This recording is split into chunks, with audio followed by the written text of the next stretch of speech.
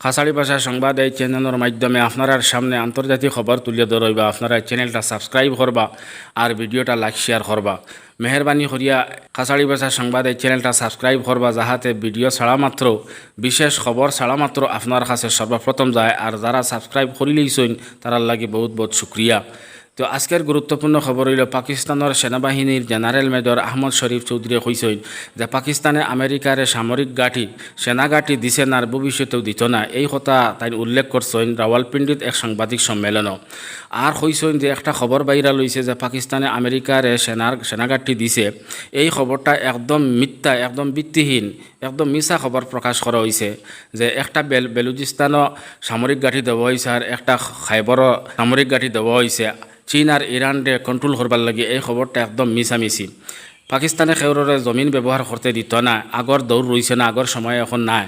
পাকিস্তানে খেউররে সেনাঘাঁটি দিছে না আর দিতেও নাই। আর একটা বিশেষ খবর হইল গিয়া, হামাস মুজাহিদিন হলে কইছেন যে যুদ্ধবিরতি সম্পর্কে ইসরায়েলরা আর কোনো ছাড় দেওয়া হইতো না, কারণ আমরা যুদ্ধ চাই না। যার কারণে আমরা যুদ্ধবিরতির আলোচনাটা আমরা মানিয়ে নিছি কাতার এবং মিশরে, বা আরও নিরপেক্ষ যারা এই আলোচনার মধ্যে আসলা তারা যে কথা কইছেন আমরা মানিয়ে নিছি। কিন্তু এখন আর ইসরায়েলে যুদ্ধবিরতির আলোচনা সম্পর্কে আর ছাড় দেওয়া যাইতো না, কারণ যুদ্ধবিরতি আলোচনা এখন অব্যাহত আছে। কিন্তু এরপরেও ইসরায়েলে রাফার মধ্যে ট্যাঙ্ক থেকে গোলাবারুদ ছাড়ের এবং বিমান দ্বারা হামলা করের, এটা কিন্তু মানবতার উল্টা। এটা কোনো মানুষ যাতে করতে পারতো না।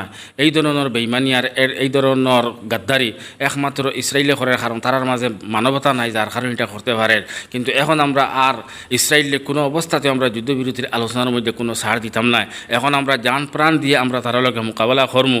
আমরা আর ফিলিস্তিনের বাহিনীদের কী হারে বাঁচানি যায় আর ইসরায়েলের সেনারে কী হালে ধ্বংস করা যায় আর রাফার মধ্যে তারা খবর দেওয়া যায়, এটা আমরা দেখব।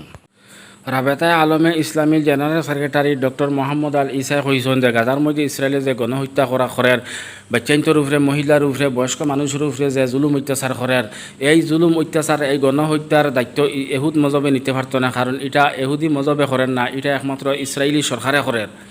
আর ইসরায়েলি সরকারের মাঝে বেশিরভাগ এই জিম্মাদারি নিতে হইব ইসরায়েলের প্রধানমন্ত্রী বেঞ্জামিন নেতানিয়াহু। তো এটার জিম্মাদার আপনার এহুদ মজহব না, এটার জিম্মাদার অল টুডে লইয়া থাকলো ইসরায়েলের সরকার।